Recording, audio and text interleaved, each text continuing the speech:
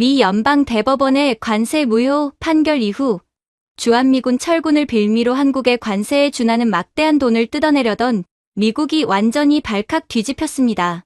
한국은 늘 그래왔듯이 요구하는 대로 순순히 내놓을 거라고 생각했던 트럼프는 한국의 예상치도 못한 결정적인 한 방에 탄핵 위기까지 처한 상황인데요. 그렇다면 하늘 높은 줄 모르고 갑질을 하던 트럼프를 완전히 꺾어버린 한국의 충격적인 한 방의 정체는 대체 무엇일까요? 대통령의 두꺼운 결제 서류 처리 제 얼굴을 향해 날아온 건 미 연방 대법원의 글로벌 보편 관세위원 속보가 터진 지 정확히 15분 뒤였습니다. 서류철은 제 귀를 스치고 회의실 통유리 창에 쾅 부딪혔습니다. 백악관 루즈벨트 룸의 공기가 그 순간 완전히 얼어붙었고 저는 미간에 힘을 주며 조용히 낙장들이 바닥에 흩어지는 걸 바라봤습니다.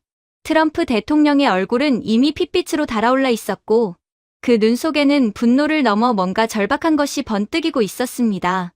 저는 그게 뭔지 바로 알아챘죠. 공포였습니다. 정치인이 자기 목숨줄이 끊기기 직전에 느끼는 바로 그 공포. 2026년 봄, 미국 정치판은 그야말로 아수라장이었습니다. 트럼프 대통령이 취임 이후 가장 야심차게 밀어붙인 정책이 바로 글로벌 보편 관세였거든요. 전 세계 수입품에 일괄적으로 고율 관세를 때려서 미국 내 제조업을 살리고 동시에 무너진 재정 적자를 메우겠다는 구상이었습니다. 지지층한테는 미국 일자리를 되찾아오겠다는 장밋빛 공약으로 포장해서 팔았고 내부적으로는 이 관세 수입으로 감세 정책의 구멍을 틀어막겠다는 계산이 깔려 있었습니다. 백악관이 예상한 추가 세수만 연간 6천억 달러, 우리 돈으로 따지면 800조 원이 넘는 천문학적인 규모였거든요. 그런데 연방 대법원이 그 판을 한 방에 뒤집어버린 겁니다. 의회 입법 없이 행정부가 포괄적 관세권을 행사하는 것은 헌법상 삼권분립 원칙에 위배된다. 9명의 대법관 중 7명이 찬성한 압도적인 위헌 결정이었습니다. 순식간에 800조 원짜리 재정 계획이 휴지 조각이 됐고 그것보다 더 심각한 건 6개월 후로 다가온 중간선거였습니다. 공약한 정책이 대법원에서 박살났다는 건 지지층한테 사실상 저 무능한 거 맞습니다라고 광고하는 꼴이거든요. 트럼프에게 이건 단순한 정책 실패가 아니었습니다. 정치 생명 자체가 흔들리는 위기였죠. 저는 그 절박함을 기회로 삼았습니다. 아니, 정확히는 트럼프가 먼저 그 기회를 찾아냈고 저는 거기에 기꺼이 편승했습니다. 백악관 비상전략회의가 열렸습니다. 관세를 정면으로 밀어붙이는 건 대법원이 막았으니 우회로가 필요했습니다. 그리고 그 우회로로 선택된 나라가 바로 한국이었습니다. 논리는 이렇게 설계됐습니다. 대법원 판결은 보편 관세가 위헌이라고 했지 특정 국가와의 안보 협상을 근거로 한 관세까지 막은 건 아닙니다. 그래서 우리가 꺼낸 카드가 안보 무임승차세라는 새로운 명목이었습니다. 미국이 주한미군을 주둔시키며 한국의 안보를 보장해주고 있는데 한국이 그 비용을 제대로 내지 않고 있다. 이는 명백한 무임승차다. 따라서 그 비용을 무역관세 형태로 징수하겠다. 법적으로 보편 관세와 다른 형태니까 위헌 판결을 피할 수 있고 정치적으로는 미국 납세자들의 돈으로 한국을 공짜로 지켜줬다는 서사를 만들어 지지층의 분노를 한국에 쏟아붓게 만들 수 있었습니다. 일석이조도 아니고 일석삼조였죠. 왜 하필 한국이었을까요? 저는 회의실에서 한국을 지목할 때 단 1초도 망설이지 않았습니다. 한국은 완벽한 타깃이었거든요. 첫째, 미국의 군사 우산 아래에 있습니다. 둘째, 북한이라는 존재 자체가 한국을 볼모로 잡아두는 천연 족쇄입니다. 셋째, 한국은 언제나 미국이 강하게 밀어붙이면 결국 협상 테이블로 기어 나왔습니다. 2019년에도 2021년에도 방위비 분담금 협상 때마다 한국은 결국 미국이 원하는 방향으로 끌려갔습니다. 한국에게 미국은 떼어낼 수 없는 안보 파트너니까요. 저는 그 패턴을 너무나 잘 알고 있었습니다. 게다가 당시 회의에서 저는 은사님이 몇 달 전 건네신 조언을 떠올렸습니다. 동북아 외교를 40년 넘게 다뤄온 분이셨는데 한국의 침묵을 절대 약함으로 착각하지 마라. 그 고요함 밑에 무엇이 있는지 아무도 모른다고 하셨거든요. 저는 그 말을 듣고 속으로 피식 웃었습니다. 한국의 침묵이요? 그건 그냥 할 말이 없는 거지. 뭔가 대단한 게 있어서가 아니라고 생각했습니다. 외교관 출신 노인네의 지나친 감상이라 여기고 완전히 무시했죠. 우리가 한국에 제시한 요구는 아주 단순하고 명쾌했습니다. 첫째, 500억 달러, 한국 돈으로 약 70조 원을 즉시 납부하라. 둘째, 한국산 수출품에 추가되는 안보세를 수용하라. 셋째, 미군 주둔 비용 전액을 한국이 부담하는 새 협정을 체결하라. 이 세 가지를 받아들이지 않으면 다음 달부터 주한미군 28,500명을 전원 철수시키겠다고 최후 통첩을 날렸습니다. 협박의 날을 더 날카롭게 갈기 위해 우리는 내부적으로 실제 철수 시뮬레이션 문서까지 만들어 의도적으로 언론에 흘렸습니다. 한국 언론이 발칵 뒤집히고 주식시장이 흔들리고 국민들이 불안에 떨면 한국 정부가 굴복할 거라는 계산이었습니다. 저는 그 계산에 100% 확신했습니다. 사실 솔직히 말하면 저는 한국이 이틀을 못 버틸 거라고 봤거든요. 머리 위에 핵무장한 북한이 있는데 등 뒤에 미군이 빠진다는 말을 들으면 어떤 나라든 즉각 협상 테이블로 달려올 수밖에 없다고 확신했습니다.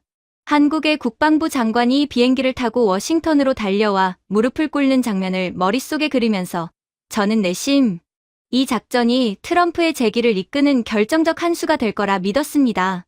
그런데 며칠이 지나도 한국에서는 아무 소식이 없었습니다. 워싱턴 라인을 타고 오는 연락도, 외교부의 해명도, 긴급 특사 파견도 없었습니다. 처음에는 그게 당연한 거라 생각했습니다.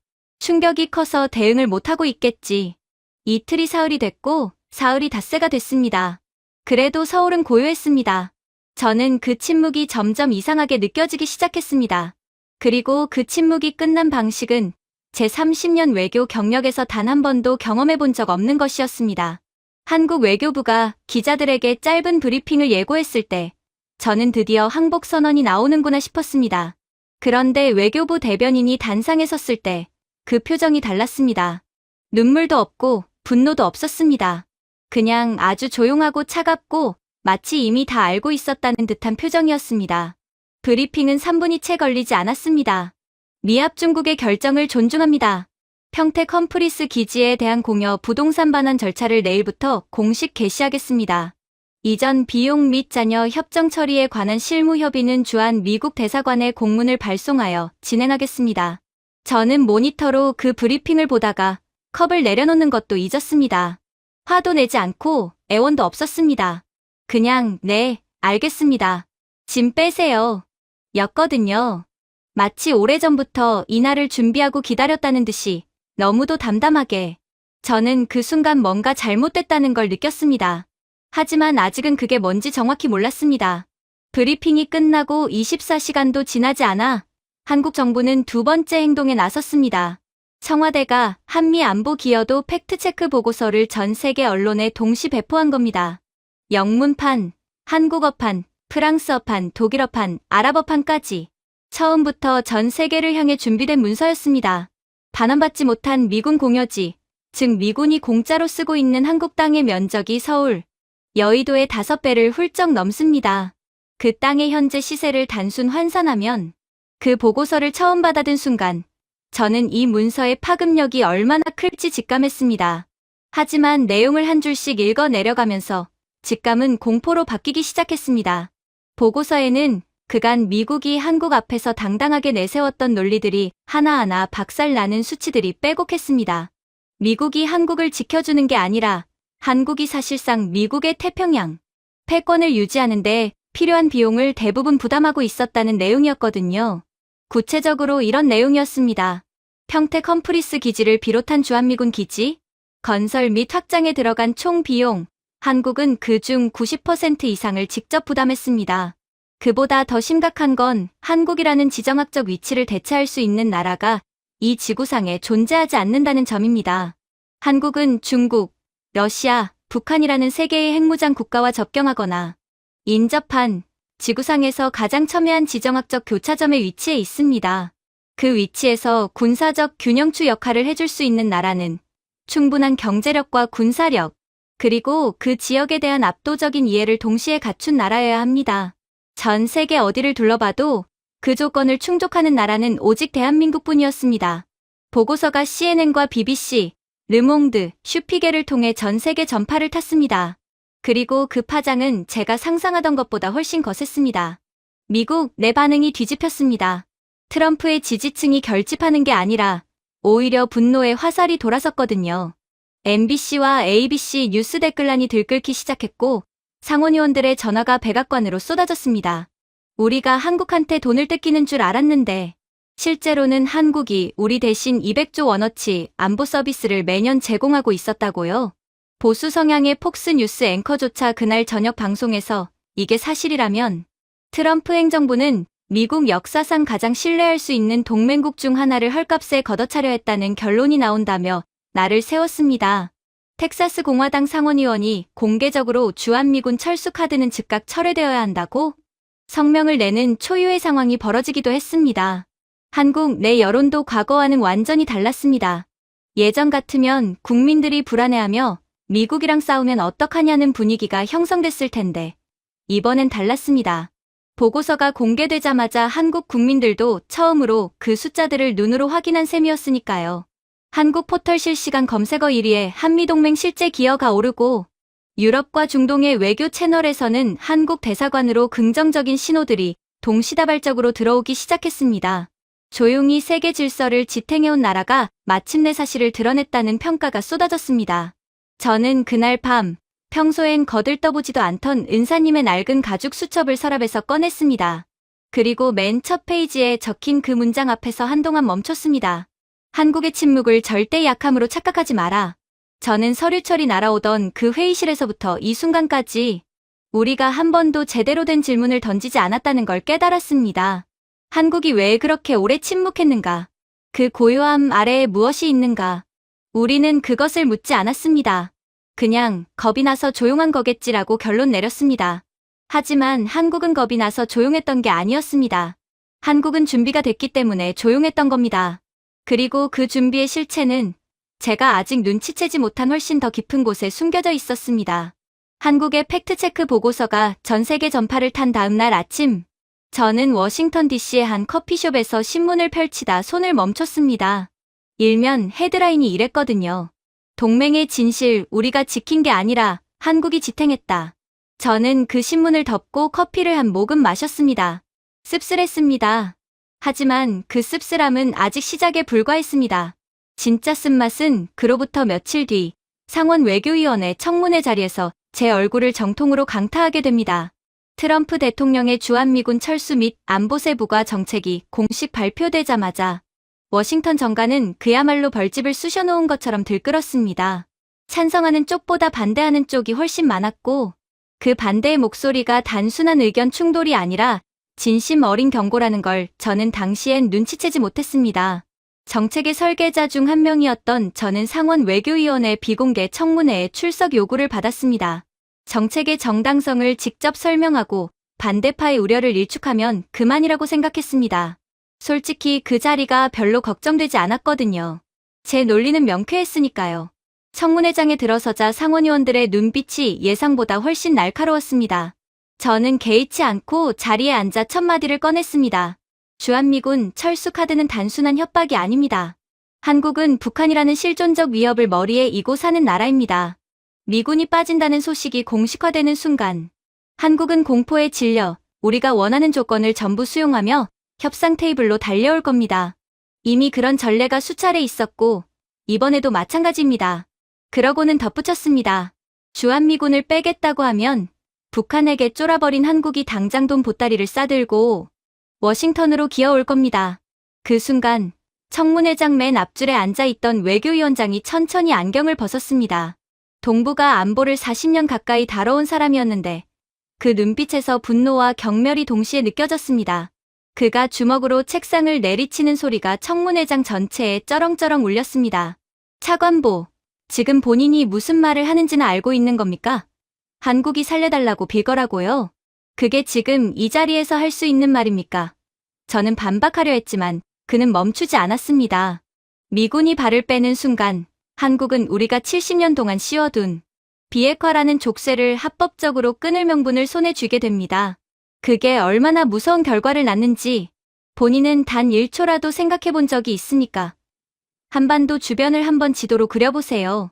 북쪽엔 핵을 가진 북한, 서쪽엔 세계 최대 핵전력을 키우는 중국, 동북쪽엔 핵무장 러시아. 한국은 지구상에서 핵보유 국가들에게 이렇게 촘촘하게 둘러싸인 유일한 비핵 국가입니다. 그 극한의 지정학적 압박 속에서도 한국이 스스로 핵무장을 포기하고 버텨준 덕분에 미국이 NPT 체제, 즉 핵확산 금지 조약의 권위를 유지하며 세계 질서의 중재자로 군림할 수 있었던 거라고요. 우리가 한국을 지켜준 게 아닙니다. 한국이 지금 이 순간에도 연간 수조 원에 달하는 임대료를 미국 대신 내주고 있는 것과 같습니다. 방위비 분담금으로 매년 한국이 공식적으로 지출하는 금액만 해도 수조 원에 달하는데 기지 전기세, 수도세, 한국군의 미군 시설 경비 지원, 한미연합훈련 비용 분담까지 비공식 지원을 모두 합산하면 매년 10조 원 이상의 실질 보조금이 한국 국민의 세금에서 미국의 군사력 유지를 위해 흘러 들어가고 있었습니다. 그리고 보고서의 핵심은 여기서부터였습니다. 한국이 동북아시아의 군사적 완충지대 역할을 해온 전략적 가치를 화폐로 환산한 분석이 담겨 있었거든요. 미국 안보 전략 전문가들의 추산에 따르면 한국이 지난 수십 년간 이 역할을 수행함으로써 미국이 아시아에 직접 군사력을 증파하지 않아도 됐고 그 덕분에 미국이 절약한 국방 예산이 연간 최소 200조 원이 넘습니다. 단순 계산으로만 따져도 지난 30년간 한국이 미국 대신 떠안은 안보 비용의 총합이 수천조 원에 이른다는 얘기였습니다. 그뿐만이 아니었습니다. 주한미군이 존재한다는 사실 하나로 미국은 태평양에서의 전략적 전진, 배치 비용을 획기적으로 줄일 수 있었습니다. 괌이나 일본의 동등한 수준의 전력을 추가로 배치하려면 천문학적인 예산이 필요하고 한국이 우리의 패권 유지를 위해 자국의 안보를 희생하고 참아준 겁니다. 청문회장이 조용해졌습니다. 저는 무언가 반박하려 입을 열었지만 아무 말도 나오지 않았습니다. 그의 말이 논리적으로 틀린 구석이 단 하나도 없었거든요. 저는 그날 청문회장을 나오면서 처음으로 뭔가 단단히 잘못 짚었다는 느낌을 받았습니다. 하지만 인정하기 싫었습니다. 그래서 저는 더 깊이 파고들기로 했습니다. 반박할 수 있는 카드를 찾기 위해서요. 청문회 직후 저는 에너지부와 CIA가 공동으로 주관하는 극비 브리핑 소집을 요청했습니다. 명목은 한미 원자력 협정 재협상을 위한 레버리지 발굴이었습니다. 원자력 기술 통제 카드를 한국 압박에 활용할 수 있는 여지가 있는지 확인하려던 것이었죠. 저는 그 브리핑이 반격의 실마리를 줄 거라 기대했습니다. 한국은 원자력 기술에서 미국 의존도가 높을 테니 거기서 약점을 잡으면 된다는 계산이었습니다. 브리핑 장소는 펜타곤 지하 3층의 특수회의실이었습니다. 에너지부 수석 과학자와 CIA 아시아 담당 국장, 그리고 핵 비확산 전담 분석팀이 자리를 채웠습니다. 조명은 낮았고 분위기는 무거웠습니다. 저는 자리에 앉으며 속으로 생각했습니다. 이번엔 내가 주도권을 가져온다. 그런데 브리핑이 시작되고 첫 번째 슬라이드가 스크린에 떴을 때 저는 그 생각을 바로 접어야 했습니다. 스크린에는 한국 원자력 기술의 현황 분석이 펼쳐져 있었습니다. 그리고 첫 줄부터가 저를 멈칫하게 만들었습니다. 대한민국은 현재 상업원전 24기를 운영 중이며 누적 가동 실적 기준 세계 최고 수준의 설비 이용률과 안전 지표를 기록하고 있음. 저는 그것 자체만으로는 별로 놀라지 않았습니다. 한국이 원전을 잘 돌린다는 건 알고 있었거든요. 그런데 다음 장이 문제였습니다. 한국은 단순히 원전을 잘 운영하는 수준을 이미 한참 전에 넘어서 있었습니다. 파이로 프로세싱, 즉 사용 후의 연료에서 특정 원소를 분리해내는 건식 재처리 기술을 독자적으로 연구해 온 기간이 수십 년에 달했고 그 기술적 완성도가 이미 세계 최상위권에 올라와 있었습니다. 더 충격적인 건 이 기술이 고속 증식로 기술과 결합될 경우 핵연료 주기를 사실상 자체적으로 완결시킬 수 있다는 점이었습니다. 에너지부 수석 과학자가 담담한 목소리로 설명을 이어갔습니다. 쉽게 말씀드리면 한국은 핵연료의 생산부터 재활용까지 전 과정을 독립적으로 처리할 수 있는 기술적 역량을 이미 갖추고 있습니다. 이것이 가능한 나라는 전 세계에서 손에 꼽히는데 그 중에서도 한국처럼 이 기술을 평화적 목적으로만 완벽하게 제어하며 운영하는 나라는 없습니다. 이건 기술력의 문제만이 아닙니다. 수십 년간 축적된 운영 데이터와 정밀 가공 능력, 그리고 그걸 뒷받침하는 제조 인프라가 동시에 갖춰져 있어야 가능한 일입니다. 저는 슬라이드를 보며 천천히 이 말의 의미를 소화하려 했습니다. 그러다 문득 청문회장에서 외교위원장이 던진 말이 머릿속을 스쳤습니다. 한국이 핵을 안 만들었던 건 기술이 없어서가 아니었다. 그제야 그 말의 무게가 온전히 느껴졌습니다. CIA 국장이 이어서 설명한 내용은 더 뼈아팠습니다. 한국이 지난 수십 년간 핵무장을 하지 않은 것은 선택의 문제였습니다. 미국이 강제한 한미 원자력 협정의 틀 안에서 핵연료 재처리와 우라늄 농축에 관한 독자적 권리를 스스로 내려놓는 굴욕적인 조건을 수십 년째 받아들여 왔거든요. 그 협정의 내용이 얼마나 불평등했냐면 한국은 자국 원전에서 나오는 사용 후 핵연료를 독자적으로 재처리할 권리조차 없었습니다. 기술은 있어도 미국의 허락 없이는 쓸 수 없는 구조였던 겁니다. 그 결과로 한국 땅 곳곳의 원전 부지에는 수만 톤의 사용 후 핵연료가 처리도 못한 채 쌓여 있었습니다. 핵폐기물 포화 상태가 임박했다는 경고가 수년째 나오고 있었음에도 한국은 독자적으로 해결할 수 있는 기술을 보유하면서도 협정이라는 족쇄 때문에 그 기술을 꺼낼 수 없었습니다. 저는 그 대목에서 처음으로 불편함을 느꼈습니다. 그건 동맹이 아니라 통제였거든요. 그렇다면 한국은 이 희생의 대가로 무엇을 얻었을까요? 아무것도 없었습니다. 오히려 미국이 모든 걸 가져갔습니다. 한국이 핵을 포기하고 NPT 체제 안에 머문 덕분에 미국은 동북아시아에서 가장 두려운 시나리오를 막을 수 있었습니다. 바로 핵 도미노였습니다. 만약 한국이 1970년대나 80년대에 독자적 핵무장을 선택했다면 일본이 뒤따랐을 거고, 그러면 대만도 그 다음엔 지역 전체가 핵 경쟁에 빠져들었을 겁니다. 그 연쇄 반응을 막기 위해 미국이 아시아에 추가로 쏟아부어야 했을 군사비와 외교 비용을 전문가들은 최소 수조 달러 규모로 추산하고 있었습니다. 그 모든 비용을 한국이 대신 치러준 셈이었습니다. 핵을 만들지 않음으로써요.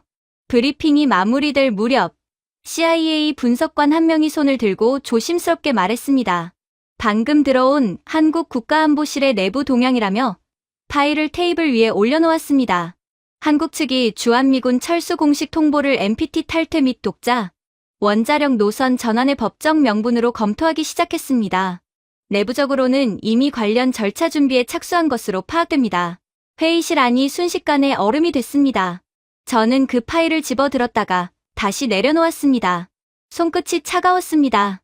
문제는 거기서 끝이 아니었습니다. 에너지부 과학자가 마지막 슬라이드를 띄우며 조용히 덧붙였습니다.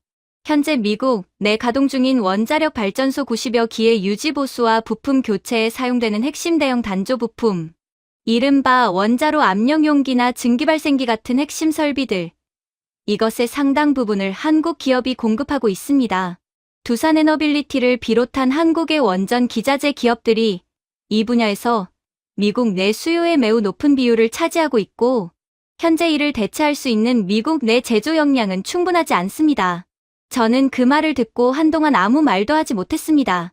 제가 한국을 압박하기 위해 열었던 브리핑이 어느 순간부터 우리가 얼마나 한국에 묶여 있는지를 낱낱이 까발리는 자백 시간으로 바뀌어 있었습니다. 70년간 미국은 해구산을 내밀며 우리가 지켜주니 감사히 여기라는 식으로 한국을 대해왔습니다. 하지만 그 해구산 텐트를 실제로 땅에 박아 고정시키고 있던 기둥은 미국의 군사력이 아니라 한국의 인내심이었습니다. 한국은 기술이 있어도 쓰지 않았고 권리가 있어도 주장하지 않았으며 억울해도 참았습니다. 그것이 미국 패권의 가장 든든한 버팀목이었던 겁니다. 그런데 이제 미국이 먼저 그 기둥을 발로 걷어차 버렸습니다. 저는 회의실 의자의 등을 기댔습니다. 천장을 올려다보며 은사님의 말이 다시 한번 머릿속에서 울렸습니다. 한국의 침묵을 절대 약함으로 착각하지 마라. 저는 그 침묵이 어디서 오는 건지 이제 조금은 알 것 같았습니다. 그것은 더 이상 건드려서는 안 되는 것을 건드리지 않겠다는 70년짜리 결심에서 나온 침묵이었습니다. 그리고 우리는 방금 그 결심을 뒤흔들어 버렸습니다. 펜타곤 지하 3층 특수회의실에서 나온 그날 밤, 저는 좀처럼 잠을 이루지 못했습니다. 침대에 누워 천장을 바라보면서 머릿속에서 에너지부 과학자의 말이 계속 맴돌았거든요. 한국이 핵연료 주기를 사실상 독자적으로 완결시킬 기술 역량을 갖추고 있다는 것, 그리고 그 기술을 수십 년째 쓰지 않고 있다는 것. 저는 그 두 문장 사이의 간극이 너무 크게 느껴져서 뭔가 우리가 아직 보지 못한 부분이 있다는 직감을 지울 수가 없었습니다. 그 직감은 며칠 뒤 국가안전보장회의 NSC 비밀회의장에서 폭발했습니다. 회의는 주한미군 철수 압박 정책의 후속 방향을 논의하기 위한 자리였습니다. 저는 전날까지만 해도 이 회의에서 주도권을 쥘 생각이었습니다. 한국의 원자력 기술이 상당 수준이라는 건 인정하더라도 핵무기로 이어지는 마지막 고리인 우라늄 농축과 고순도 핵물질 확보 능력은 여전히 미국이 통제하고 있다는 논리를 내세우려 했습니다. 그 논리만 살아있으면 원자력 협정 카드로 한국을 다시 옥죄일 수 있다고 봤거든요. 저는 자리에 앉자마자 먼저 말을 꺼냈습니다. 한국은 독자적인 우라늄 농축 시설이 없습니다. 핵물질의 최종 공급 통제권은 여전히 우리에게 있어요. 원자력 협정을 지렛대로 삼아 핵연료 공급을 압박하면 한국의 원전 24기가 순차적으로 멈추는 건 시간 문제입니다. 그렇게 되면 한국은 에너지 위기에 직면하게 되고 일주일 안에 트럼프 대통령 앞에 무릎을 꿇게 될 겁니다. 회의실 안이 잠시 조용했습니다. 그리고 제 맞은편에 앉아있던 에너지부 수석 과학자가 천천히 파일 하나를 테이블 위로 밀어놨습니다. 표정이 묘했습니다. 반박하려는 게 아니라 이미 다 알고 있는 사람이 무지한 상대방을 상대하는 그 표정이요. 차관보, 한 가지만 여쭤봐도 되겠습니까? 혹시 KARI, 한국원자력연구원이 지난 10년간 어떤 연구를 진행해 왔는지 파악하고 계십니까? 저는 대답하지 못했습니다. 그때 CIA 국장이 자리에서 일어나 화면을 켰습니다. 그 목소리가 평소보다 훨씬 낮고 단단했거든요. 이 멍청한 소리는 이제 그만하십시오. 한국이 기술이 없어서 핵을 안 만들고 있는 줄 아십니까?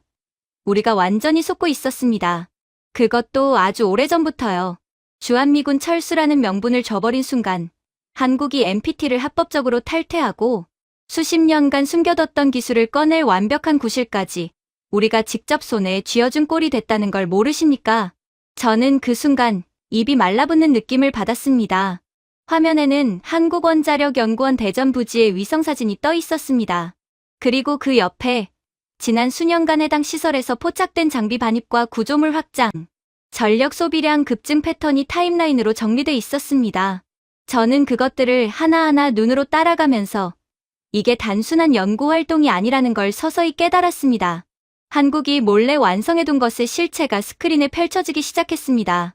핵심은 이른바 소듐 냉각 고속로, 영어로는 SFR이라 부르는 4세대 원자로 기술이었습니다. 기존 원자로가 물을 냉각제로 사용하는 것과 달리 이 원자로는 액체 금속 소듐을 냉각제로 씁니다. 일반인에게 생소하게 들릴 수 있는데 이걸 아주 쉽게 비유하자면 이렇습니다. 기존 원자로가 나무를 태워서 전기를 만드는 보일러라면 이 4세대 고속로는 나무를 태우고 남은 재까지 다시 연료로 집어넣어 돌리는 무한 연소 엔진 같은 겁니다. 쓰레기가 곧 연료가 되는 구조죠. 문제는 이 기술이 에너지 생산에만 쓰이는 게 아니라는 겁니다. 이 고속로를 돌리는 과정에서 핵연료의 연소 방식 자체가 달라지기 때문에 특정 운전 조건 하에서는 무기급 플루토늄을 상당히 효율적으로 생성할 수 있는 구조가 만들어집니다. 그리고 한국에는 파이로 프로세싱 기술이 이미 고도로 완성돼 있었습니다. 두 기술이 결합되면 어떤 그림이 그려지는지 에너지부 과학자는 회의실 안에 모든 사람이 이해할 수 있도록 천천히, 그러나 아주 명확하게 설명했습니다. 한국이 보유한 사용 후 연료는 현재 2만 톤을 훌쩍 넘습니다. 이걸 파이로 프로세싱으로 처리하면서 고속로에 투입하기 시작하면 핵무기 제조에 필요한 고순도 핵물질을 주 단위로 추출하는 것이 기술적으로 가능합니다. 한국의 경우 기존 설비와 인력, 인프라를 감안하면 핵물질 확보에 필요한 시간이 다른 나라에 비해 압도적으로 짧습니다. 저는 그때 옆에 앉은 합참 부의장을 쳐다봤습니다. 그분도 굳은 표정으로 화면만 보고 있었습니다. 회의실 안에 있는 누구도 말을 하지 않았습니다. 한국이 핵물질을 확보하는 속도가 왜 이토록 빠를 수 있는지, 그 이유는 단순히 기술이 좋아서만은 아니었습니다. 세 가지가 동시에 갖춰져 있어야 하거든요. 첫째, 재처리 기술. 둘째, 정밀 가공 기술. 셋째, 기폭 장치 설계 역량. 이 세 가지 중 하나라도 빠지면 핵탄두는 완성되지 않습니다. 북한은 핵물질 자체는 어느 정도 갖추고 있지만 정밀 가공과 소형화 기술에서 한계가 있습니다. 핵실험을 수차례 해도 소형 정밀탄두 완성에 그렇게 오래 걸리는 게 그 이유입니다. 인도는 핵무장은 했지만 핵연료 주기 전체를 자체 처리하는 능력에서 여전히 부족한 부분이 있습니다. 이란은 농축 기술을 열심히 개발하고 있지만 정밀 가공 분야의 제조 인프라가 약합니다. 그런데 한국은 다릅니다. 반도체 공정에서 세계 최상위 수준의 초정밀 가공 기술을 이미 보유하고 있습니다. 수나노미터 단위의 공차를 통제하는 제조 역량이 일상적인 산업 기반으로 깔려 있다는 얘기입니다. 핵탄두의 기폭 장치를 설계하고 가공하는데 필요한 정밀도가 바로 이 수준이거든요. 다시 말해, 한국은 이미 핵탄두를 만들 수 있는 제조 기반 자체가 민간 산업 형태로 완성돼 있었습니다. 핵물질만 있으면 나머지는 한국 제조업이 일상적으로 하는 일이었던 겁니다. CIA 보고서는 여기서 한 걸음 더 나아갔습니다. 한국이 독자 핵무장 절차에 착수할 경우 핵탄두 제조에 걸리는 예상 시간이 나와 있었는데, 다른 비핵 국가들이 핵무장을 선언한 후 첫 번째 핵실험까지 걸리는 평균 시간인 수년에서 수십 년과는 차원이 다른 숫자가 적혀 있었습니다. 핵물질 확보에서 탄두 완성까지의 전체 과정이 한국의 기존 인프라와 인력을 총동원하면 몇 주 단위로 단축될 수 있다는 분석이었습니다. 물론 그건 핵무장 허가가 떨어지는 순간을 기준으로 한 계산이었습니다. 한국은 그 허가만 없었을 뿐 나머지 준비는 이미 수십 년에 걸쳐 차근차근 쌓아온 상태였던 거죠. 그리고 저는 그때 비로소 왜 한국이 이렇게 오랫동안 조용한 기술, 강국의 이미지를 유지해왔는지 이해하기 시작했습니다. 국제사회에서 한국은 원자력 선진국이긴 하지만 미국이나 프랑스, 러시아처럼 핵무장국도 아니고 독자적인 핵연료 주기 보유국도 아닌 나라로 분류돼 왔습니다. 그게 공식적인 포지션이었고 한국은 그 포지션을 굳이 바꾸려 하지 않았습니다. 기술은 있었지만 드러내지 않았고 능력은 갖추고 있었지만 과시하지 않았습니다. 국제원자력기구 IAEA의 사찰을 성실히 받으면서 우리는 평화적 원자력 이용에만 충실한 모범 국가라는 이미지를 철저히 유지했죠. 그런데 알고 보면 그게 전략이었습니다. 제재를 피하기 위한 생존 전략이기도 했지만 동시에 결정적인 순간을 기다리는 포커페이스이기도 했습니다. 한국은 미국이 언젠가는 지금과 같은 압박을 가해올 것을 예측하고 있었던 것처럼 그 압박이 왔을 때 합법적으로 족쇄를 끊을 수 있는 명분을 조용히 준비해 두고 있었거든요. 트럼프의 주한미군 철수 협박은 한국 입장에서 보면 최악의 위협이 아니라 어쩌면 오랫동안 기다려온 명분이었을 수 있습니다. 미국이 먼저 동맹을 포기했다는 사실 하나가 한국이 NPT 체제 안에 계속 머물러야 할 이유를 법적으로, 도덕적으로 모두 증발시켜 버리거든요. 국제법상 NPT 탈퇴는 자국의 최고 이익이 위태롭다고 판단될 경우 90일 전 통보만으로 가능합니다. 그리고 안보 동맹국이 일방적으로 군대를 철수하겠다고 통보한 상황이라면 그 최고 이익 위태 조건은 누가 봐도 충족됩니다. 에너지부 과학자가 마지막으로 보여준 자료는 한국이 이 시기에 맞춰 극비리의 개발을 마친 차세대 원자로 기술에 관한 것이었습니다. 기존 경수로와는 설계 철학 자체가 다른 소듐 냉각, 고속로 계열의 이 원자로는 한국원자력연구원이 소듐 냉각 고속로 SFR이라는 이름으로 20년 넘게 연구해온 기술의 집대성이었습니다. 이미 프로토타입 수준의 설계와 핵심 부품 기술 검증이 완료된 상태였고 상용화를 위한 준비 단계에 와 있었습니다. 이 원자로의 경쟁력이 어느 정도냐면 기존 원전 대비 우라늄 활용효율이 수십 배 이상 높고 기존 원전이 배출하는 고준위 핵 폐기물을 연료로 재활용할 수 있어 사용 후 핵연료 처리 문제를 동시에 해결하는 구조입니다. 안전성 측면에서도 냉각 시스템이 자연대류 방식으로 설계돼 전원이 끊겨도 물리 법칙에 의해 자동으로 냉각이 유지되는 이른바 피동 안전계통 구조를 갖추고 있습니다. 미국이 차세대 원자로 개발에 수조 원의 예산을 쏟아붓고도 아직 상용화 직전 단계에 머물러 있는 기술을 한국은 이미 그 임계점에 도달해 있었던 겁니다. 이 기술이 가진 또 하나의 무서운 특성은 AI 기반 운전 제어 시스템과의 결합이었습니다. 한국은 원전 운영 데이터를 수십 년간 축적해온 나라입니다. 그 데이터를 기반으로 개발된 AI 운전 보조 시스템은 원자로 내부 상태를 실시간으로 예측하고 최적 출력을 자동 조정하는 수준에 이르렀습니다. 미국이나 프랑스의 원전 운영 시스템이 여전히 인간 운전원의 판단에 크게 의존하는 것과 대조적입니다. 한국의 원전 설비 이용률이 세계 평균을 압도하는 이유 중 하나가 바로 이 데이터 기반 운영 역량이거든요.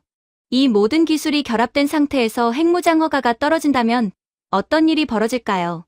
한국은 이미 수만 톤의 사용 후 핵연료를 보유하고 있습니다.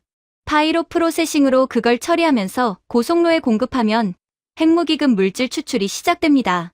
그리고 반도체 공정에서 단련된 초정밀 가공 시스템과 수십 년간 연구된 기폭 설계 기술이 더해지면 다른 나라들이 수년, 수십 년에 걸쳐 겨우 해낸 일을 한국은 몇 주 단위로 해치울 수 있습니다. 이건 과장이 아니라 CIA와 에너지부가 공동 분석한 내용이었습니다. 저는 그 브리핑이 끝날 무렵 손에 들고 있던 펜을 내려놓았습니다. 내려놓는다는 표현이 맞는지 모르겠습니다. 그냥 힘이 빠져서 미끄러진 것에 가까웠거든요.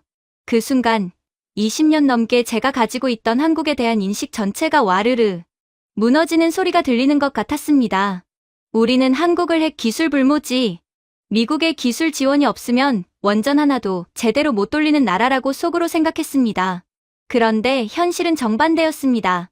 한국은 조용히 아무도 눈치채지 못하게 세계 최상위 수준의 핵 및 원자력 기술 역량을 하나하나 쌓아왔습니다. 그리고 우리가 그 나라를 등 떠밀어 버리겠다고 협박한 바로 그 순간 한국은 70년간 참아온 그 모든 잠재력을 꺼낼 완벽한 명분을 손에 쥐게 된 겁니다. 거대한 호랑이가 70년 동안 목줄에 맞춰 얌전히 걷고 있었던 겁니다. 그리고 우리가 직접 그 목줄을 끊어주면서 이제 달려라 하고 등을 떠밀어버린 꼴이 됐습니다. 화면이 꺼지고 회의실 불이 다시 밝아졌을 때 저는 창백해진 옆 사람의 얼굴을 보면서 그 사람도 저와 똑같은 생각을 하고 있다는 걸 알았습니다. 우리는 지금 절대 건드려서는 안 될 것을 건드렸습니다. NSC 회의실을 나오면서 저는 속으로 마지막 카드를 꺼내 들었습니다. 핵 기술이 그렇다 치더라도 재래식 무기만큼은 달랐습니다. 한국이 아무리 원자력 기술이 뛰어나다 해도 실제 전장에서 쓰이는 전투기, 전차, 미사일 같은 무기 체계는 미국의 부품과 기술 지원 없이는 굴러가지 않는다는 게 저의 마지막 믿음이었거든요. 20년 넘게 워싱턴 안보라인에서 배워온 상식이었습니다. 한국군은 미군의 무기 공급망에서 분리되는 순간 작동을 멈춘다. 저는 그 믿음 하나를 지푸라기 삼아 붙들고 펜타곤 회의실로 걸음을 옮겼습니다. 그런데 회의실에 들어서기도 전에 제 부관이 떨리는 손으로 서류 하나를 내밀었습니다. 나토 회원국들의 최신 무기 도입 계약 현황이 담긴 문서였습니다. 저는 대수롭지 않게 받아들었다가 첫 장을 펼치는 순간 발걸음이 멈췄습니다. 폴란드, 루마니아, 노르웨이, 에스토니아, 유럽의 나토 동맹국들이 미국제 무기 계약을 줄줄이 축소하거나 취소하면서 그 자리를 채운 나라가 한국이었습니다. 그것도 한두 건이 아니었습니다. 페이지를 넘길수록 한국산 무기 수주 계약이 계속 등장했습니다. 저는 그 서류를 들고 회의실로 들어가 자리에 앉았습니다. 아직 제 논리를 포기할 생각은 없었습니다. 핵기술 얘기는 일단 접읍시다. 재래식 전력으로 돌아가서 한국이 미군 지원 없이 자체적으로 뭘 할 수 있는지 따져봐야 합니다. 전투기 하나 독자 개발 못하는 나라가 우리 없이 북한과 중국을 상대한다는 게 말이 됩니까? 주한미군이 빠지면 한국군 전력은 반토막이 납니다. 그 공포감 때문에라도 한국은 결국 우리 조건을 수용할 수밖에 없어요. 합참 부의장이 천천히 저를 쳐다봤습니다. 그 눈빛이 묘했습니다. 어이없어 하는 건지 불쌍히 여기는 건지 모를 그 표정으로 말했습니다. 차관보, 혹시 지금 어느 시대 데이터를 보고 그 말씀을 하시는 겁니까? 그리고 군수사령관이 화면을 켰습니다. 지금 당장 유럽 지도를 펼쳐보십시오. 폴란드가 K2 전차 980대와 K9 자주포 648문을 계약했습니다. 루마니아가 K9을 도입했고 노르웨이도 K9 계약을 맺었습니다. 에스토니아까지 한국산 무기 도입을 검토 중이에요. 이 나라들이 왜 미국 무기를 마다하고 한국 무기를 선택하는지 본인은 그 이유를 생각해 보신 적이 있습니까? 우리가 한국 방산을 우습게 보는 사이에 우리가 지켜줬다고 믿었던 그 나라가 전 세계 무기 시장에서 우리 점유율을 조용히 갉아먹고 있었다고요. 저는 그 말을 듣고 반박하려 했습니다. 하지만 화면에 이어서 뜨는 숫자들 앞에서 입이 떨어지지 않았습니다. 스크린에는 한국 방산 수출 실적이 연도별로 정리돼 있었습니다. 2022년 173억 달러, 2023년 140억 달러 수준을 넘기며 글로벌 무기 수출국 순위에서 한국은 단숨에 세계 9위권 안으로 진입했습니다. 그것도 불과 몇 년 만에 벌어진 일이었습니다. 수치만으로는 그 충격이 잘 안 느껴진다면 이렇게 생각하면 됩니다. 한국이 방산 수출에서 이 정도 속도로 치고 올라온 나라는 냉전 종식 이후 전 세계에서 단 한 나라도 없었다는 겁니다. 그리고 그 중심에 있는 무기들이 화면을 채우기 시작했습니다. K2 흑표 전차는 단순히 잘 만든 전차가 아니었습니다. 독일의 레오파르트, 미국의 에밀, 에이브럼스와 나란히 세계 최고 수준의 전차로 평가받는 물건이었거든요.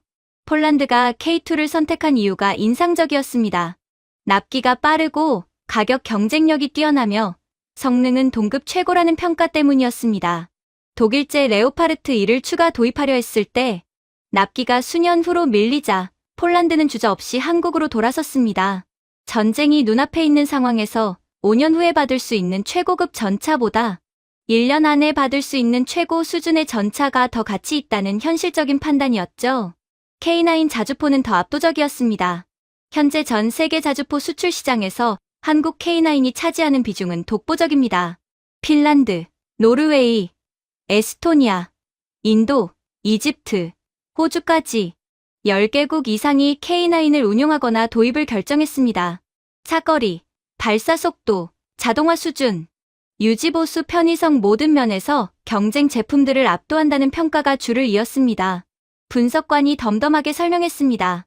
현재 글로벌 자주포 수출 계약 건수 기준으로 K9의 점유율은 압도적인 1위입니다.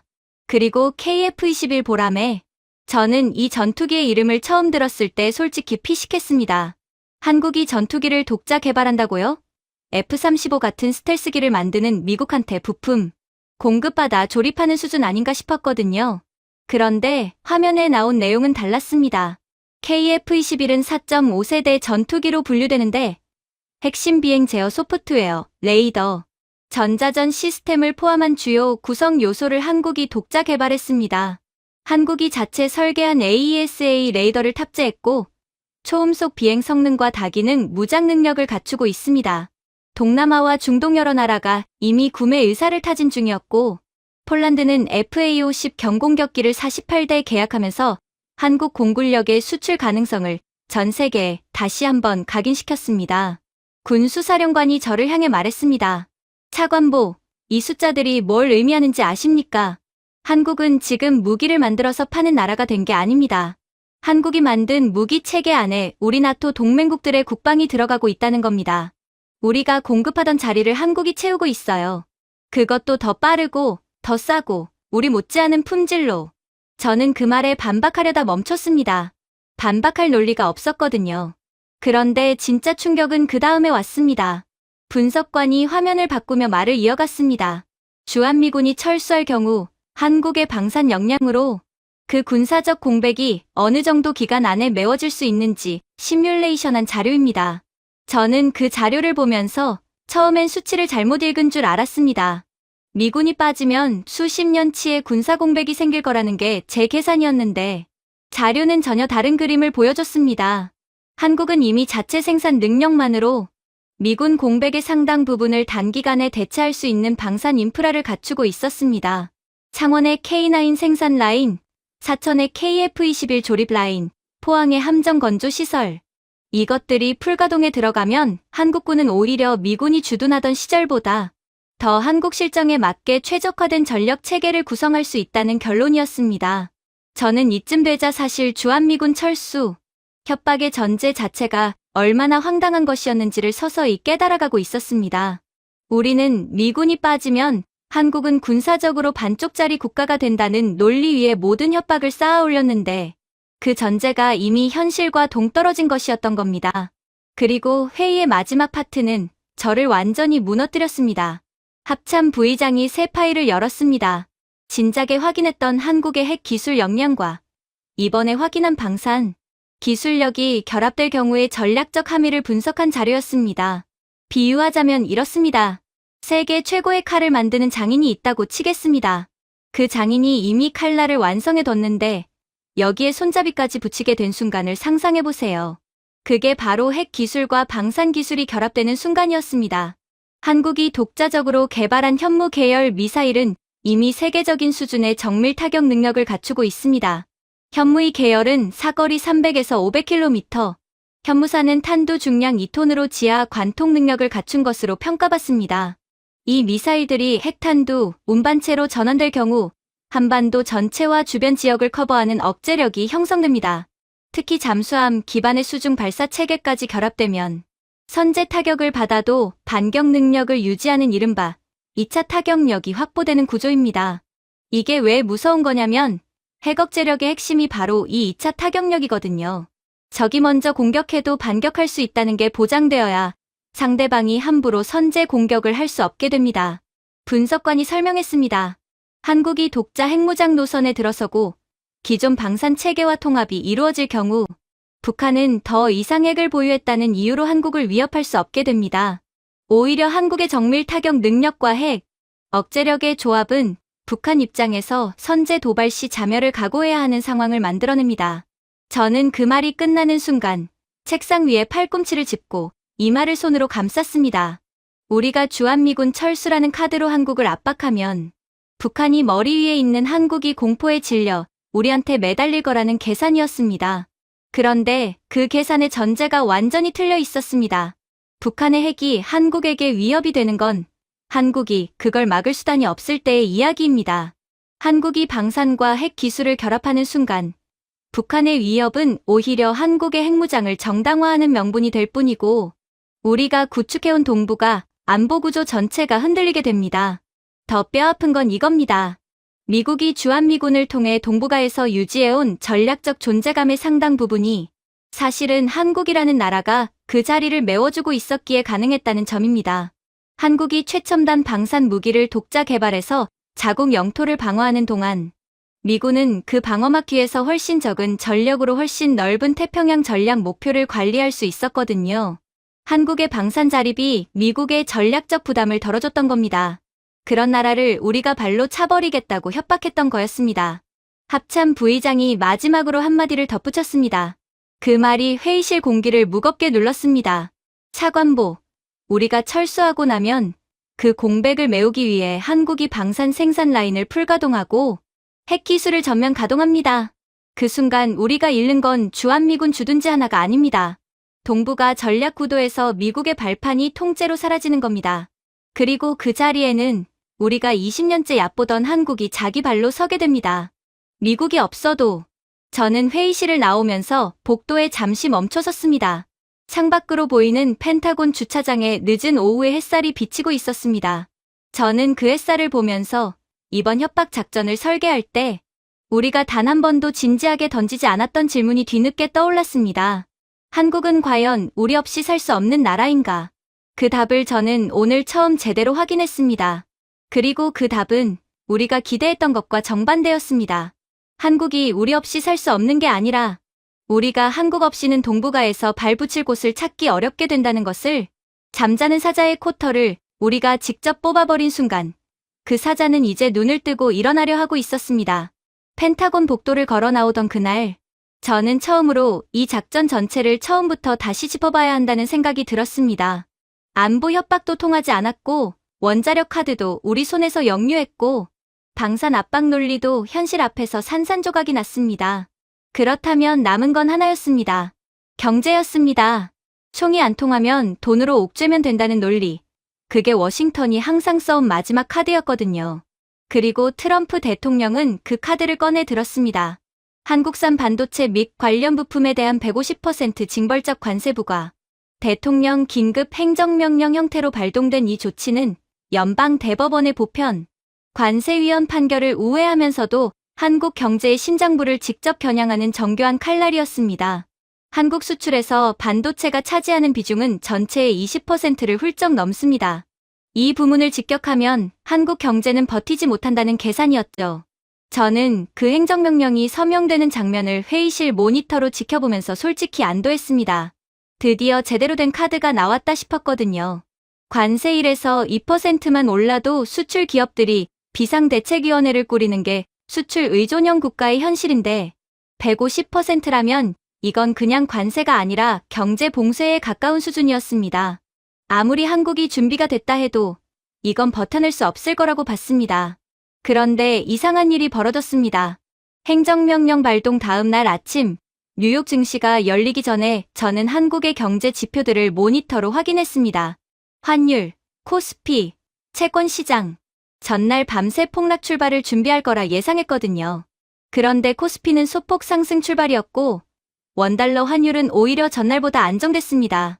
삼성전자와 SK하이닉스의 주가는 장 초반에 잠깐 흔들렸다가 빠르게 회복했습니다. 서울 금융시장 전체가 마치 이 사태를 이미 알고 있었다는 듯 담담했습니다. 저는 그 모니터를 보면서 처음엔 데이터 오류라고 생각했습니다. 아니면 시장이 아직 충격을 소화하지 못한 거라고 봤죠. 그런데 하루가 지나도 이틀이 지나도 한국 경제에서는 아무런 패닉 신호가 나오지 않았습니다. 그 사이 백악관 안에서는 전혀 다른 폭풍이 몰아치고 있었습니다. 관세 발표가 나간 직후 재무부 장관이 비서를 통해 긴급 면담을 요청했습니다. 저는 회의실에 들어서면서도 여전히 자신만만했습니다. 드디어 한국이 무릎 꿇기 시작한 것 같습니다. 이제 협상 테이블로 불러들이면 됩니다라고 입을 열려는 찰나 상무부 장관이 두꺼운 서류철을 테이블 위에 쾅 내던졌습니다. 차관보, 지금 당장 이 보고서 첫 장만 읽어보세요. 저는 서류를 집어 들었습니다. 첫 줄에 이렇게 적혀 있었습니다. 한국산 반도체 150% 관세 부과 시 미국 기업 피해 추산 연간 최소 2천억 달러. 저는 숫자를 다시 읽었습니다. 2천억 달러, 한국 돈으로 270조 원이 넘는 규모였습니다. 상무부 장관이 말을 이었습니다. 차관보, 지금 이 순간에도 애플, 엔비디아, 마이크로소프트, 구글 CEO들이 백악관으로 전화를 불태우고 있습니다. 한국산 HBM 없이는 AI 서버를 하루도 못 돌린다고요. 우리가 한국을 때린 게 아니라 우리 빅테크 기업들의 숨통을 우리 손으로 조른 겁니다. 재무부 장관도 거들었습니다. 대통령 각하, 이 정책은 즉각 재검토되어야 합니다. 반도체 공급망에서 한국을 배제하는 건 불가능합니다. 대안이 없어요. 트럼프는 두 팔을 팔짱 끼고 앉아 있었습니다. 얼굴이 굳어 있었지만 물러설 기색은 없었습니다. 미국 기업들이 비싸면 딴 데서 사면 될 거 아니야. 우리가 왜 맨날 한국한테 끌려다녀야 해. 저는 그 말에 고개를 끄덕이며 편을 들었습니다. 지금 와서 돌이켜보면 그게 제 인생에서 가장 어리석은 선택이었습니다. 정책은 강행됐습니다. 그리고 그로부터 며칠 뒤 경제 분석팀이 소집한 긴급 브리핑에서 저는 한국이 이미 수년 전부터 이 상황 전체를 예상하고 촘촘하게 준비해뒀다는 충격적인 사실을 마주하게 됐습니다. 브리핑을 주관한 경제 분석관이 첫 슬라이드를 띄우며 말했습니다. 삼성전자는 텍사스 테일러시에 약 170억 달러를 투자해 반도체 파운드리 공장을 짓고 있습니다. SK하이닉스는 인디애나 웨스트라파예트에 약 39억 달러를 투자해 HBM 패키징 공장을 착공했습니다. 여기까지는 공개된 내용입니다. 저는 그게 무슨 의미인지 처음엔 몰랐습니다. 그런데 이 공장들을 지을 때 한국 기업들이 미국주 정부 및 연방정부와 맺은 계약 조항들을 보시면 이야기가 달라집니다. 분석관이 계약서 핵심 조항들을 정리한 슬라이드로 넘겼습니다. 저는 그것을 읽으면서 처음엔 의미를 파악하는데 시간이 걸렸습니다. 그리고 천천히 이해하기 시작하면서 등줄기가 서늘해졌습니다. 한국 기업들은 미국 내 생산 설비를 지을 때 단순히 공장만 지은 게 아니었습니다. 공장을 짓는 조건으로 주 정부, 연방 정부와 맺은 투자 협약에 놀랍도록 정밀한 조항들을 삽입해뒀거든요. 핵심은 이랬습니다. 첫째, 미국 내 해당 공장에서 생산된 제품에 대해서는 어떠한 형태의 추가 관세도 부과할 수 없다는 관세 면제 조항. 둘째, 국가 안보를 이유로 관세가 부과될 경우 그 비용은 최종 구매 기업이 전액 부담한다는 원가 보전 조항. 셋째, 한국 기업에 부과된 관세율이 타국 경쟁사보다 불리하게 책정될 경우 이를 시정해야 한다는 최애국 대우 조항. 분석관이 설명을 이어갔습니다. 쉽게 말씀드리면 한국 기업은 미국 땅 안에서 만든 제품에 대해서는 관세를 한 푼도 안 냅니다. 150% 관세는 오직 한국에서 만들어서 배로 실어오는 물건에만 붙는 거거든요. 그런데 한국 기업들은 이미 미국 안에 공장을 지어뒀습니다. 트럼프의 관세 폭탄이 한국 기업한테 떨어지는 게 아니라 한국 기업을 피해서 딴 데 떨어지는 구조가 완성돼 있었던 겁니다. 저는 그 순간 입이 벌어졌습니다. 이건 단순한 투자 결정이 아니었습니다.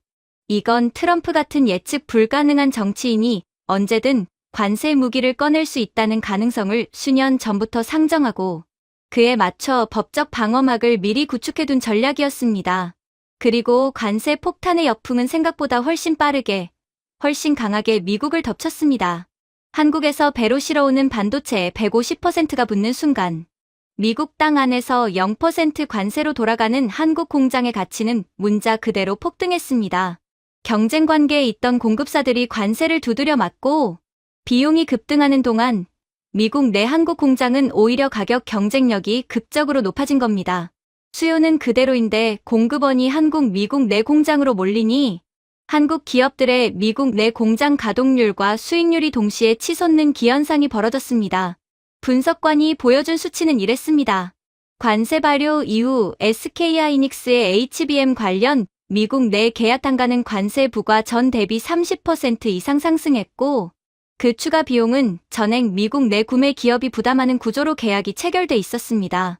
삼성전자의 미국 내 파운드리 서비스 단가 역시 같은 방향으로 움직였습니다. 한국 기업들의 마진은 오히려 폭증했습니다. 그렇다면 그 비용은 어디로 갔을까요? 엔비디아와 애플, 구글이 부담했습니다. AI 서버용 고성능 메모리인 HBM은 현재 세계 시장의 절대 다수를 한국의 SK하이닉스와 삼성전자가 공급하고 있습니다. AI 반도체 시장의 폭발적인 성장 속에서 이 메모리 없이는 AI 연산 자체가 불가능하거든요. 엔비디아의 최신 GPU에 탑재되는 HBM의 90% 이상이 한국산이라는 사실은 이미 업계에선 공공연한 상식이었습니다. 그 HBM 가격이 올라가면 누가 타격을 입느냐? 미국 AI 산업 전체가 타격을 입습니다. 엔비디아의 GPU 생산 원가가 올라가고 그게 데이터 센터 구축 비용 상승으로 이어지고 AI 서비스 개발 비용이 수직으로 상승하면서 실리콘밸리 전체의 경쟁력이 흔들립니다. 미국이 전 세계에서 가장 공들여 키워온 AI 패권이 한국 반도체에 관세를 때리는 자충수 하나로 스스로 흔들리기 시작한 겁니다. 저는 그 자료들을 들여다보면서 한국이 왜 코스피가 오르고 환율이 안정됐는지를 이제야 이해할 수 있었습니다. 한국은 이미 알고 있었던 거였습니다. 트럼프가 언제든 이 카드를 꺼낼 수 있다는 것을. 그래서 수년 전부터 미국 핵심 경합주의 공장을 짓고 계약 조항에 방어막을 두르고 조용히 준비를 마쳐뒀던 겁니다. 트럼프의 관세 폭탄을 맞을 한국 기업은 이미 미국 땅 안으로 대피가 완료된 상태였거든요. 한국의 반도체 기술력이 이 국면에서 더 무섭게 빛나는 건 대안이 없기 때문입니다. 반도체는 그냥 공장만 있다고 만들어지는 물건이 아닙니다. 수십 년에 걸쳐 쌓인 공정 노하우, 불량률을 관리하는 수율, 기술, 세대가 바뀔 때마다 전혀 새롭게 설계해야 하는 미세 공정 역량이 동시에 갖춰져야 합니다. 미국이 인텔에 수백억 달러를 쏟아부으며 파운드리 재건에 나섰지만 최첨단 공정 수율은 여전히 한국과 격차가 큰 상황입니다. 반도체는 돈이 있다고 갑자기 만들 수 있는 게 아니거든요. HBM은 더합니다. 단순한 메모리 칩을 여러 겹으로 쌓아서 초고속으로 데이터를 전달할 수 있게 만드는 이 기술은 소재부터 설계, 적층 공정, 패키징까지 전 과정에서 한국이 세계 최고 수준을 달리고 있습니다. AI 연산에 필수적인 이 칩을 한국 수준의 품질과 물량으로 공급할 수 있는 나라는 현재 지구상에 없습니다. 미국이 한국을 제재하는 건 자기 뇌에서 산소를 차단하는 것과 같은 효과를 내는 겁니다. 경제 분석관이 브리핑을 마무리하며 조용히 말했습니다. 차관보, 이번 관세 조치로 인해 한국 기업들이 입은 실질 피해액은 거의 없습니다. 반면 미국 빅테크 기업들이 부담하게 될 추가 비용은 연간 수백억 달러 규모로 추산됩니다. 미국이 한국을 압박하려다 자국 산업에 자충수를 놓은 구조가 됐습니다. 저는 그 말이 끝나는 순간 자리에서 일어설 힘도 없었습니다. 회의실 의자 등받이에 등을 기대고 눈을 감았습니다. 머릿속에서 이번 작전의 처음부터 끝까지가 한 번에 스쳐 지나갔습니다. 안보 협박, 원자력 통제, 방산 압박, 그리고 반도체 관세. 우리가 꺼낸 모든 카드가 한국이 이미 준비를 마친 함정 위로 떨어졌습니다. 한국은 싸우지 않았습니다. 분노하지도 않았습니다. 그냥 수년 전부터 조용히 아무도 눈치채지 못하게 미국이 어떤 카드를 꺼내든 역풍이 미국 자신에게 돌아오는 구조를 하나하나 만들어뒀던 겁니다. 트럼프가 협박의 총구를 한국에 겨눌수록 그 총구가 슬그머니 돌아와 미국 자신을 향하도록 저는 눈을 뜨고 창밖을 바라봤습니다. 워싱턴의 하늘이 유난히 높아 보였습니다. 그리고 문득 떠올랐습니다. 트로이 전쟁에서 그리스군이 성벽을 못 뚫자 목마를 선물로 위장해 성 안으로 들여보낸 그 이야기. 한국은 미국이 아무런 의심 없이 자기 영토 안으로 환영하며 끌어들인 그 공장들 속에 이미 자신들의 패를 숨겨두고 있었습니다. 미국이 그 목마를 직접 성문 안으로 당겨 넣은 겁니다. 다보스로 향하는 비행기 안에서 저는 창밖을 내다보며 이상한 생각을 했습니다. 불과 몇 달 전만 해도 저는 이 자리에서 완전히 다른 감정을 느꼈을 겁니다. 세계경제포럼에 미국 대표단으로 참석한다는 건 지구상에서 가장 강력한 나라의 얼굴로 세계 앞에 서는 것이었으니까요. 그런데 지금 저는 마치 성적표를 받아들고 교장실로 불려가는 학생처럼 그 포럼 회의장이 두려웠습니다. 왜냐하면 저는 이미 알고 있었거든요. 이번 다보스의 주인공이 미국이 아니라는 것을. 스위스 다보스 콩그레스 센터의 메인홀. 매년 1월이면 전 세계 정재계 리더 3,000명 이상이 모이는 그 공간에서 저는 미국 대표단 지정석에 홀로 앉아 맞은편을 바라봤습니다. 통상 이 자리에서 미국 대표단은 찾아오는 사람을 맞는 위치에 있었습니다. 세계가 미국에게 줄을 서는 게 이 포럼의 불문율이었거든요. 그런데 오늘은 달랐습니다. 복도 건너편 한국 대표단이 배정받은 회의 구역 앞에 사람들이 끊임없이 몰려들고 있었습니다.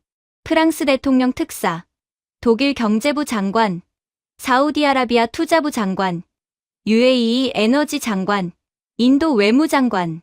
1시간 동안 제가 그 복도를 바라보면서 세어본 각국 고위급 인사만 20명이 넘었습니다. 그들은 우리 미국 대표단 앞을 지나치면서 눈도 마주치지 않았습니다. 그냥 한국 쪽으로 걸어갔습니다. 마치 세계의 중력이 바뀐 것처럼요. 저는 그 광경을 보면서 처음엔 우연이라고 생각했습니다. 그런데 이틀째도 사흘째도 똑같은 장면이 반복됐습니다. 이건 우연이 아니었습니다. 세계가 의도적으로 아주 분명하게 새로운 방향으로 걷기 시작한 거였습니다. 도대체 지난 몇 달 사이에 무슨 일이 있었길래 전 세계가 이렇게 움직이는 걸까요? 저는 그 이유를 이미 알고 있었지만 다보스의 공기가 그것을 너무도 적나라하게 보여줬기 때문에 인정하지 않을 수가 없었습니다. 한국이 미국의 압박을 이겨낸 방식은 전 세계 중소강국들에게 완전히 새로운 교과서가 됐습니다. 총 한 발 쏘지 않고 외교관 한 명 무릎 꿇지 않고 데이터와 법과 기술로만 세계 최강국의 압박을 정면으로 받아내고 오히려 역전시킨 그 과정이 강대국의 눈치를 보며 살아온 수많은 나라들에게 전혀 다른 차원의 메시지로 도달했던 겁니다. 포럼 둘째 날, 저는 로비에서 우연히 동남아시아 한 국가의 통상 장관과 마주쳤습니다. 예전 같으면 그가 먼저 손을 내밀었을 텐데 이번엔 제가 먼저 다가갔습니다. 그는 악수를 하면서 솔직하게 말했습니다. 한국이 해낸 걸 보고 우리도 많은 걸 배웠습니다. 미국이든 중국이든 큰 나라가 우리를 압박할 때 우리가 선택할 수 있는 게 굴복밖에 없다고 생각했는데 한국은 그게 아니라는 걸 보여줬어요. 기술력과 준비가 있으면 압박을 역이용할 수 있다는 것을요. 저는 그 말에 아무것도 대답하지 못했습니다. 그 나라가 이제 미국이 아닌 한국의 인프라 파트너를 선택하기 시작했다는 소식을 이미 들었기 때문입니다. 전 세계가 한국을 향해 돌아서는 데는 또 다른 결정적인 이유가 있었습니다. 미국이나 중국의 기술을 받아들이는 건 그 나라의 생태계 안으로 편입된다는 의미였습니다. 미국제 무기를 사면 부품과 정비를 미국에 의존해야 하고 미국이 허락하지 않으면 제3국에 팔지도 못합니다. 중국의 통신 인프라를 깔면 데이터 주권이 흔들린다는 의혹이 끊이지 않습니다. 기술을 사면서 동시에 정치적 종속을 떠안는 구조였거든요. 그런데 한국은 달랐습니다. 한국이 원전을 지어주면 그게 끝이었습니다. 한국이 방산 장비를 팔면 그 나라의 자산이 됐습니다. 유지보수 기술 이전도 함께 이루어졌고 제3국 수출 제한 같은 정치적 조건도 상대적으로 유연했습니다. 기술을 파는 것이지 그 나라의 외교 노선을 사는 게 아니었습니다. 이게 작은 나라들에게 얼마나 매력적인 조건인지는 수십 년간 강대국 사이에서 눈치를 봐온 나라들은 본능적으로 알았습니다. 다보스 포럼 기간 동안 공개된 계약들과 양해각서, 체결 소식들이 하루가 다르게 쏟아졌습니다. 사우디아라비아는 스마트 시티 건설과 방산 인프라 전반을 한국 컨소시엄과 대규모 계약을 체결했습니다. 체코는 한국의 차세대 원전 기술을 도입하기로 확정하며 수십조 원 규모의 계약에 서명했습니다. 이미 수년 전 UAE 바라카 원전 수주로 한국의 원전 기술력을 검증받은 중동 국가들이 이번 사태를 통해 한국의 기술 신뢰도가 더 공고해졌다고 판단하며 추가 협력 논의에 나섰습니다. 폴란드는 원전 도입 협상을 가속화하며 한국과의 에너지 동반자 관계를 격상시켰습니다. 더 인상적인 건 계약의 성격이었습니다. 단순히 물건을 사고 파는 수준이 아니라 한국이 설계하고 짓고 운영 기술까지 이전해주는 이른바 턴키 플러스 방식이 급속도로 확산됐습니다. 한국 기업이 발전소를 지어주면서 현지 엔지니어를 교육하고 10년치 운영 노하우를 함께 넘겨주는 방식. 그렇게 하면 그 나라는 한국의 기술로 독자 역량을 키울 수 있게 됩니다. 단순 의존이 아니라 역량 이전이 이루어지는 거죠. 이런 방식의 파트너십을 제안할 수 있는 나라가 전 세계에서 손에 꼽는데 한국이 그 선두에 선 겁니다. 글로벌 금융시장의 반응도 드라마틱했습니다. 세계 3대 신용평가사들이 잇따라 한국의 국가 신용등급 전망을 상향 조정했습니다. 외국인 투자자들의 한국 채권 보유 비중이 역대 최고치를 경신했고 서울 외환시장에서 원화는 유례없는 강세 흐름을 이어갔습니다.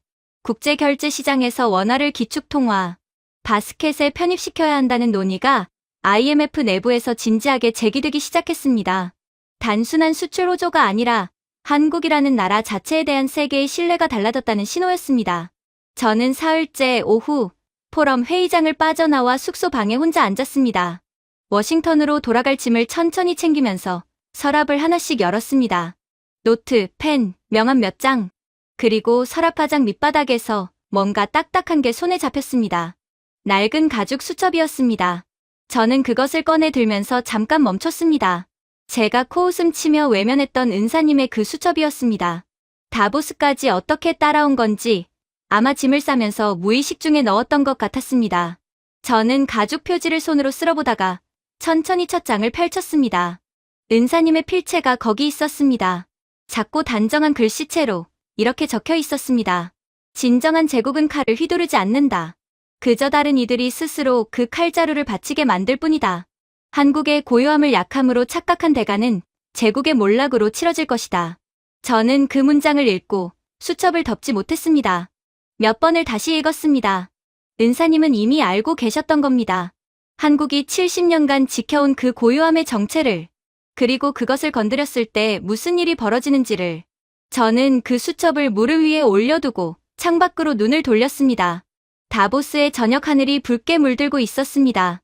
그 붉은 빛이 마치 미국이 스스로 만들어낸 상처처럼 느껴져서 저는 오래도록 그것을 바라봤습니다. 한국은 단 한 번도 미국을 적으로 삼지 않았습니다. 한국은 싸우러 나온 게 아니었습니다. 한국이 한 일은 그냥 자기 자리에 서 있었던 것뿐이었습니다. 수십 년을 묵묵히 실력을 쌓고 기술을 벼리고 다가올 어떤 압박에도 흔들리지 않도록 준비를 해둔 채로요. 그리고 우리가 그 나라를 발로 걷어찼을 때 그것이 얼마나 어리석은 짓이었는지를 세상이 전부 보는 앞에서 스스로 증명해버렸습니다. 제가 준비해온 내용은 여기까지입니다. 끝까지 시청해주셔서 진심으로 감사드리며 여러분들의 구독과 좋아요, 알림 설정은 영상 제작에 큰 힘이 됩니다. 이상 세모튜브였습니다.